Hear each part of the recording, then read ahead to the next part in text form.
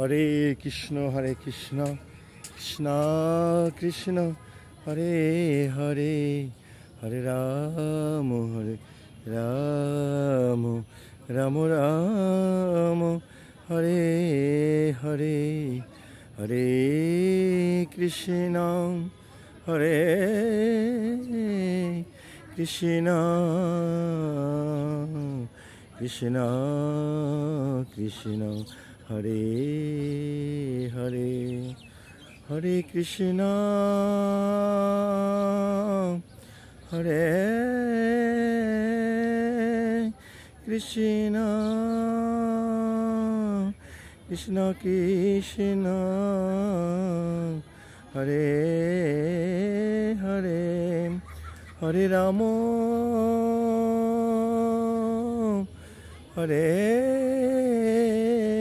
রাম রাম রাম হরে হরে, হরে কৃষ্ণ কৃষ্ণ কৃষ্ণ হরে হরে, হরে রাম রাম রাম হরে হরে। তো যারা আছেন তারা খালি গলায়ও ভজন করতে পারেন, গান করতে পারেন, কীর্তন করতে পারেন, নাম সংকীর্তন করতে পারেন। অর্থাৎ খালি গলায় আমার চাই কি শুদ্ধ ভক্তি।